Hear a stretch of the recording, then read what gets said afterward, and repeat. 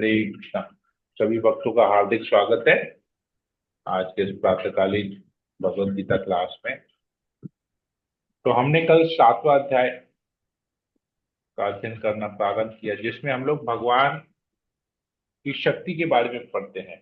क्या पढ़ते हैं कि भगवान की अपरा मटेरियल एनर्जी या इंफीरियर एनर्जी और पराशक्ति सुपीरियर एनर्जी या तो स्पिरिचुअल एनर्जी, इसके बारे में हम पढ़ते हैं। पृथ्वी जल अग्नि वायु आकाश मन बुद्धि अहंकार, तो भगवान की भौतिक अपरा शक्ति है। और जो जीव आत्माएं हैं वो भगवान की पराशक्ति है। और वो पराशक्ति क्या कर रही है, इस अपराशक्ति को एक्सप्लॉइट कर रही है, संशोधन कर रही है, जिसकी वजह से जीव इस भौतिक जगत में बंध जाता है। क्योंकि भगवान स्वामी है, परंतु भगवान की जो पराशक्ति है, जो जीव आत्माएं हैं, वो भूल जाती है और इस भौतिक जगत में आती है इस शक्ति को संशोधन करने के लिए। तो ये हमने पढ़ा था। तो भगवान कहते हैं कि ये जितने जो भी है, जो भी कुछ आप देख रहे हैं, चाहे वो इस भौतिक जगत में हो चाहे आध्यात्मिक जगत में हो, सब कुछ मेरे से ही उत्पन्न होता है और मुझसे ऊपर कोई सत्य नहीं है। जिस प्रकार भगवान फिर एक उपमा देते हैं कि जिस प्रकार एक धागे में मोतियां पिरोई हुई रहती हैं, उस धागे पर वो मोतियां आश्रित होती हैं, जिससे वो एक माला बनता है। उसी प्रकार सब कुछ भगवान पर आश्रित है। तो अगर आपको परफेक्शन दिख रहा है, ये भौतिक जगत जो भी आपको दिख रहा है, ये भगवान की शक्ति के कारण दिख रहा है। तो यहां तक हमने पढ़ा था। अभी क्या क्या है भगवान अपनी शक्तियों के द्वारा कहाँ कहाँ पर कैसे उपस्थित है, अब आज हम लोग इसके बारे में पढ़ेंगे, अध्ययन करेंगे। ओम अज्ञानतिमिरान्धस्य ज्ञानाञ्जनशलाकया येन शलाकया चक्षुरुन्मीलितं येन चक्षुर्मिलितं येन तस्मै तस्मै गुरुवे श्रीगुरुवे नमः। श्रीचैतन्य श्रीचैतन्यमनोभीष्टं स्थापितं येन भूतले स्वयं रूप तदा मह्यं ददाति स्वपदान्तिकं। वन्देऽहं श्रीगुरु श्रीयुतापदकमलं श्रीगुरुवैष्णवांश्च श्रीरूपं साग्रजातं सागर रघुनाथान्वितं तं सजीवं साद्वैतं सावधूतं परिजनसहितं कृष्ण चैतन्य देवम् श्री राधा कृष्ण पादान सगण ललिता श्री विशाखान्वितांश नमो विष्णुपादाय कृष्ण प्रेष्ठाय भूतले श्रीमते भक्ति वेदांत स्वामिनिति नामिने नमस्ते सरस्वती देवी गौरवाणी प्रचारिणे विशेष विपाश्चात्य हे कृष्ण करुणा सिंधु दीन बंधु जगतपति गोपेश गोपिका कांत राधा कांत सप्त कांचन गौरांगी राधे वृंदावनेश्वरी पुष्पाणि वाञ्छाकल्पतरुभ्यश्च कृपा सिन्धुभ्यैव च पतितानां पावनेभ्यो वैष्णवेभ्यो जय श्री कृष्ण चैतन्य प्रभु नित्यानंद श्री अद्वैत गदाधर श्री हरि गौर भक्तवृंद। हरे कृष्ण कृष्ण कृष्ण हरे हरे हरे राम मंगलाचरण की जय। ओम नमो भगवते वासुदेवाय। ओम नमो भगवते वासुदेवाय। ओम नमो भगवते वासुदेवाय। भगवद गीता अध्याय 7 श्लोक नंबर 8।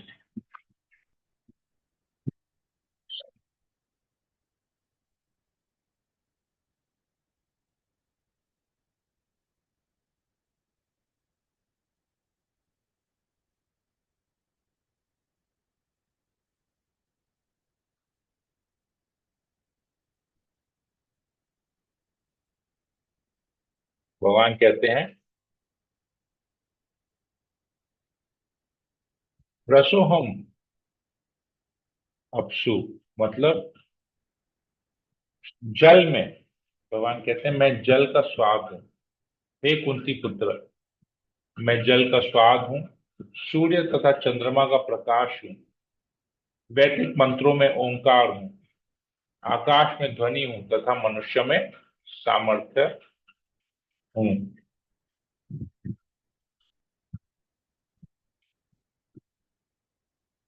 तो भगवान बताते हैं कि किस प्रकार अपने अपरा और पराशक्ति से भगवान विद्यमान है, सब जगह सर्वव्यापी है। प्रभुपाद जी लिखते हैं, परमेश्वर की प्रारंभिक अनुभूति उनकी विभिन्न शक्तियों द्वारा हो सकती है और उस प्रकार उनका निराकार रूप में अनुभव होता है। जिस प्रकार सूर्य देवता एक पुरुष है और सर्वव्यापी शक्ति सूर्य प्रकाश द्वारा अनुभव किया जाता है, उसी प्रकार भगवान अपने धाम में रहते हुए भी अपनी सर्वव्यापी शक्तियों द्वारा अनुभव किए जाते हैं। जल का स्वाद जल का मूलभूत गुण है। कोई भी व्यक्ति समुद्र का जल नहीं पीना चाहता क्योंकि इसमें शुद्ध जल के स्वाद के साथ साथ नमक मिला रहता है। तो जल के प्रति आकर्षण का कारण स्वाद की शुद्धि है और यह शुद्ध स्वाद भगवान की शक्तियों में से एक है। निर्विशेषवादी व्यक्ति जल में भगवान की उपस्थिति जल के स्वाद के कारण अनुभव करता है और सगुणवादी भगवान का गुणगान करता है क्योंकि वे प्यास बुझाने के लिए सुस्वादु जल प्रदान करते हैं। परमेश्वर को अनुभव करने की यही विधि है। व्यवहारतः सगुणवाद तथा निर्विशेषवाद में कोई मतभेद नहीं है। जो ईश्वर को जानता है वह यह भी जानता है कि प्रत्येक वस्तु में एक साथ सगुण बोध तथा निर्गुण बोध निहित होता है और इनमें कोई विरोध नहीं है। अतः भगवान चैतन्य ने अपना शुद्ध सिद्धांत प्रतिपादित किया जो अचिंत्य भेदाभेद तत्व कहलाता है। तो जल का स्वाद कहेंगे, अरे वाह बहुत टेस्टी है जल। तो जल के स्वाद के कारण वो भगवान के निराकार रूप की अनुभूति करते हैं कि ये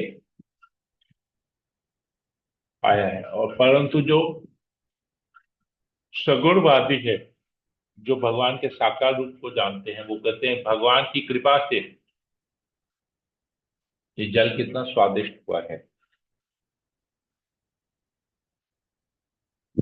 सूर्य तथा चंद्रमा का प्रकाश भी मूलतः ब्रह्म ज्योति से निकलता है। भगवान के शरीर से जो ज्योति निकलती है उसे ब्रह्म ज्योति कहते हैं और उस ब्रह्म ज्योति की ज्योति से सूर्य और चंद्रमा को रोशनी मिलती है। तो ये सूर्य और चंद्रमा की रोशनी भगवान का निर्विशेष प्रकाश, एक तरह से भगवान का निर्विशेष प्रकाश है क्योंकि ब्रह्म ज्योति से आता है। ओंकार शब्द भी वैदिक मंत्र के प्रारंभ में भगवान को संबोधित करने के लिए किया जाता है क्योंकि निर्विशेषवादी परमेश्वर कृष्ण को अनेक असंख्य नामों के द्वारा पुकारने से भयभीत रहते हैं। अतः वे ओंकार का उच्चारण करते हैं किंतु उन्हें इनकी तनिक भी अनुभूति नहीं होती कि ओंकार कृष्ण का शब्द स्वरूप है। तो जो लोग डरते हैं कि कृष्ण, कैसे कृष्ण को भगवान मानेंगे, भगवान तो निराकार है, तो लोग फिर ओमकार मेडिटेशन देखेंगे, वो लोग बोलेंगे ओम ओम, इस प्रकार मेडिटेशन करते हैं।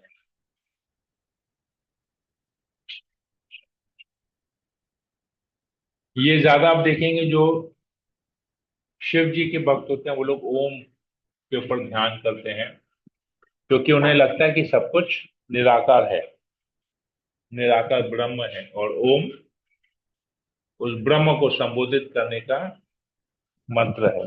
परंतु यहाँ पर भगवत गीता में स्पष्ट भगवान कहते हैं कि शब्द ध्वनि मैं हूं, ओम, ओंकार।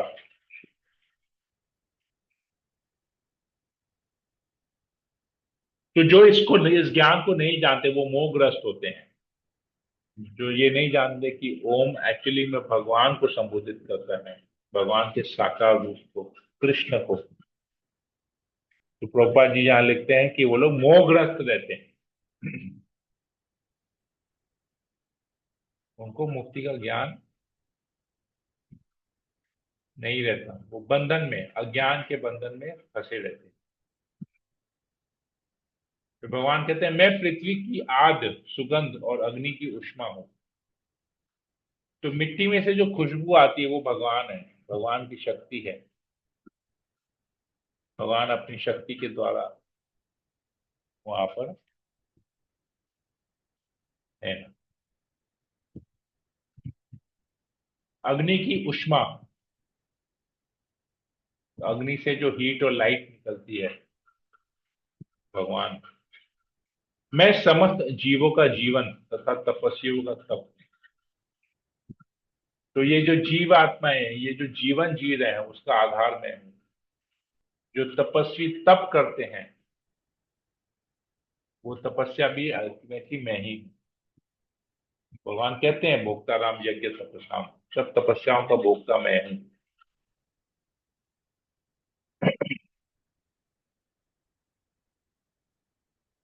तो अग्नि हमारे जीवन में कितना इंपॉर्टेंट है। कोई भी आप फैक्ट्री देखेंगे, वो अग्नि से चलती है। जो भोजन बनता है वो अग्नि से बनता है, बिगर अग्नि के भोजन नहीं बनता। जो पेट में जो पाचन शक्ति है, वो पाचन शक्ति अग्नि जो पचाती है, वो भी भगवान ही है। तो इन सब तरीके से हम भगवान कृष्ण की अनुभूति कर सकते हैं, जो पाचन शक्ति है। क्योंकि भगवान पहले ही कह चुके हैं, अग्नि मेरी शक्ति है, पृथ्वी जल अग्नि वायु आकाश।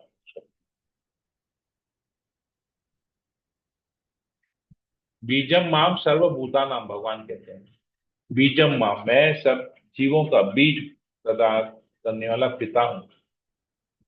बीजम माम सर्वभूतानाम विद्धि पार्थ सनातनम।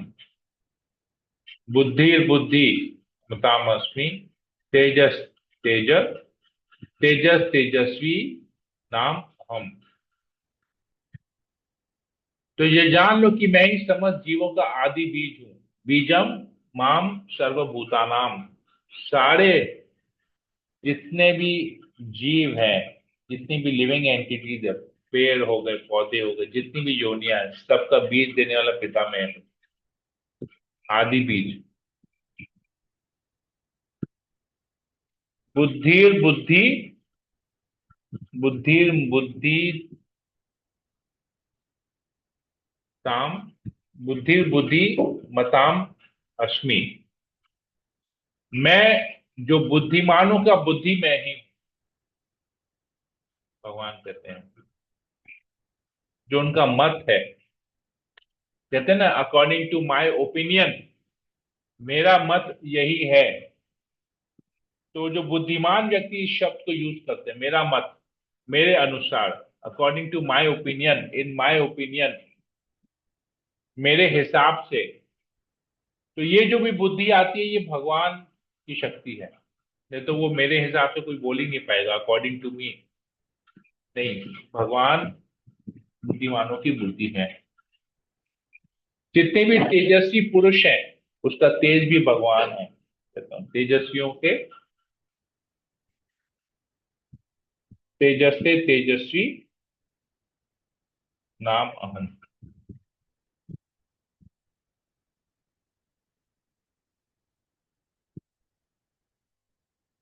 ये यहाँ पर बताता है, जल में जल का स्वाद, सूर्य चंद्रमा की रोशनी, पृथ्वी की सुगंध, अग्नि की उष्मा, जीवों का जीवन, तपस्वियों का तप, ये सब भगवान कह रहे हैं कि मैं हूं। सभी प्राणियों का बीज देने वाला पिता, बुद्धिमान व्यक्तियों की बुद्धि, और तेजस्वी पुरुषों का तेज, ये सब कुछ भगवान है। इन सब चीजों से हम भगवान की अनुभूति कर सकते हैं। आगे कहते हैं, मैं बलवानों का कामनाओं तथा इच्छा से रहित बल हूं। हे भरत श्रेष्ठ अर्जुन, मैं वह काम हूं जो धर्म के विरुद्ध नहीं है।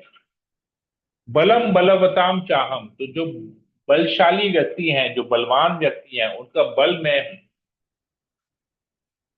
काम राग विवर्जितम,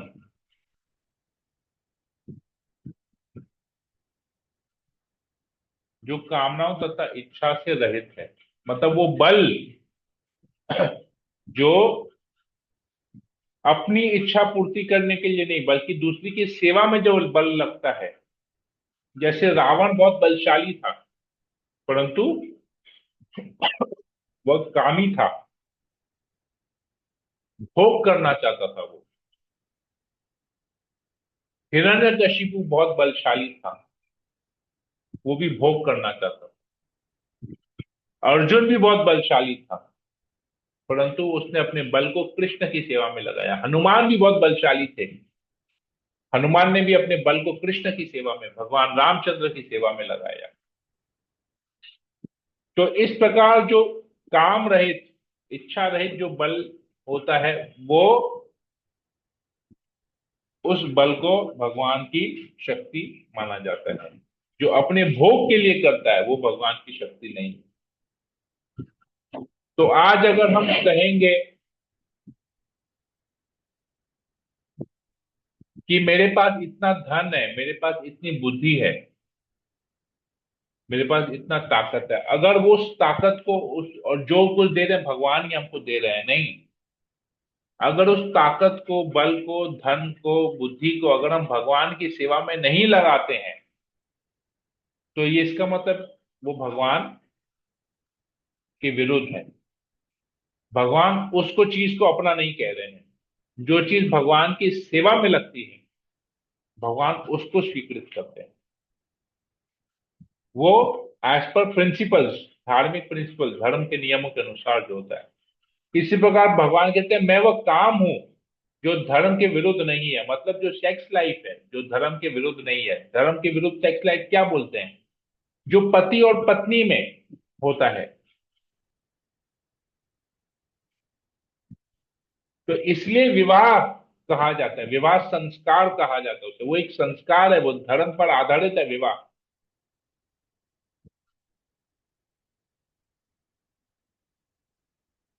तो एक धार्मिक अनुष्ठान है विवाह।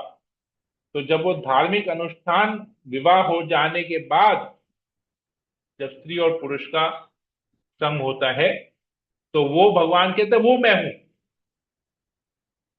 लेकिन जो धर्म के विरुद्ध है, मतलब जो शोषण करते हैं, जो बिगैर इस धर्म के, इस बिगैर विवाह के इस नियम को पालन किए बिना जो शारीरिक संबंध होता है, वो भगवान नहीं है, वो पाप है, वो धर्म के विरुद्ध है। ये चीज भगवान यहाँ पर बता रहे हैं। एज पर प्रिंसिपल्स, धार्मिक प्रिंसिपल के अनुसार जो भी किया जाएगा, में भगवान आगे कहते हैं, तुम जान लो कि मेरी शक्ति द्वारा सारे गुण प्रकट होते हैं, चाहे वे सतोगुण हो, रजोगुण हो या तमोगुण हो। इस प्रकार से मैं सब कुछ हूं, किंतु मैं हूं स्वतंत्र। मैं प्रकृति के गुणों के अधीन नहीं हूं, अपितु वे मेरे अधीन हैं। तो भगवान से सब सारे गुण उत्पन्न होते हैं, लेकिन भगवान इन गुणों से बंधे हुए नहीं है, भगवान इन गुणों से स्वतंत्र है। भगवान गुणों के अधीन नहीं है, ये गुण जो है भगवान के अधीन है। तो भगवान तमोगुण, रजोगुण, सतोगुण के कंट्रोलर है। तो ये गुण किस प्रकार कार्य करेंगे, ये भगवान तय करते हैं। भगवान से इन गुणों पे, भगवान का इन गुणों का, भगवान के ऊपर इन गुणों का कोई असर नहीं होता। तो इन तीन गुणों के द्वारा, जो सतो, रजो तथा तमो के द्वारा मोहग्रस्त, यह सारा संसार मुझ गुणातीत तथा अविनाशी को नहीं जानता। तो भगवान गुणातीत है, त्रिगुणातीत है, तीन गुणों के ऊपर है। तो ये रजोगुण, तमोगुण, सतोगुण का मिश्रण जो है, वो जीव आत्मा को इतना मोहग्रस्त कर देता है कि वो भूल जाता है कि कृष्ण भगवान है। भगवान कृष्ण अविनाशी है, पूर्ण पुरुषोत्तम भगवान है, ये भूल जाता है जीव। ये कितने प्रभावशाली है ये भगवान की, ये जो माया शक्ति है तीन गुणों वाली। सतोगुण में रह के भी लोग मोहग्रस्त रहते हैं। तमो रजो की तो बात ही छोड़ दीजिए, सतोगुण के लोग भी मोहग्रस्त रहते हैं, कृष्ण को नहीं पहचान पाते। ये भगवान यहाँ पर बता रहे हैं।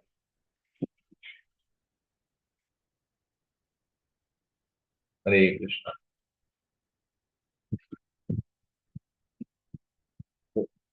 14 नंबर श्लोक से, एक्चुअली ये कॉमन है दोनों में, इसको एक पहले तो भगवान कहते हैं ये प्रकृति के 3 गुणों वाली शक्ति, यह मेरी देवी शक्ति को पार कर पाना बहुत कठिन है।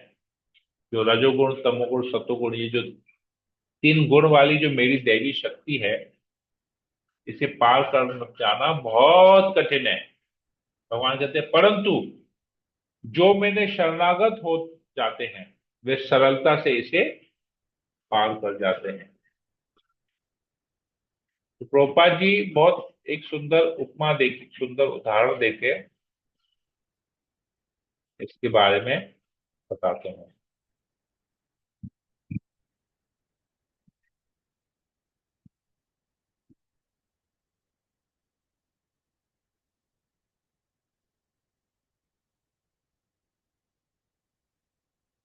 तो ये गुणों से हमको छुटकारा कैसे मिलता है, प्रभुपाद जी यहाँ बताते हैं। गुण का दूसरा अर्थ रस्सी, रज्जू है।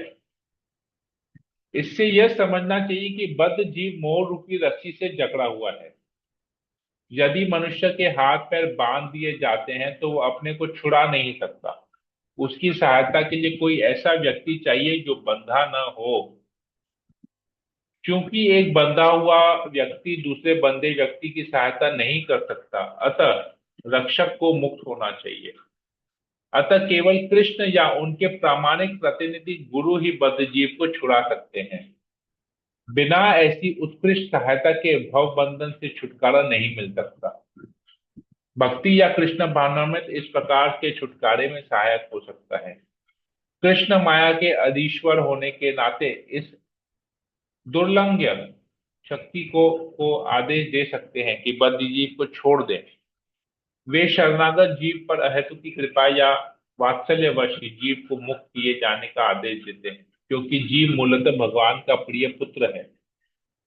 अतः निष्ठुर माया के बंधन से मुक्त होने का एकमात्र साधन है भगवान के चरण कमलों की शरण ग्रहण करना।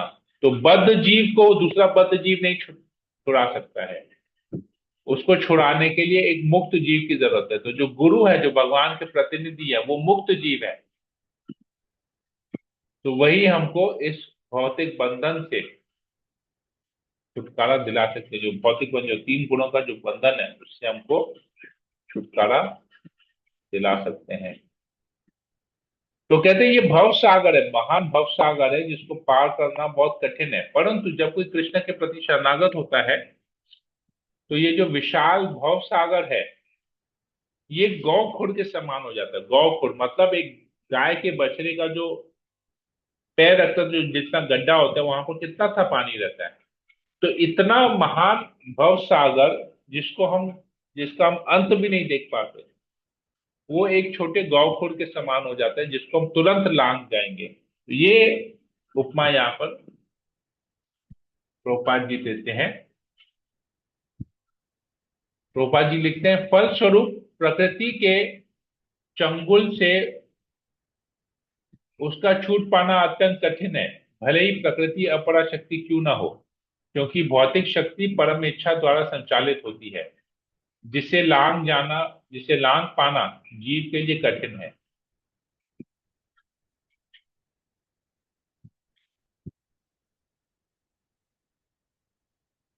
यहाँ पर बता रहे हैं कि इसको आप लांग नहीं सकते, बहुत कठिन है।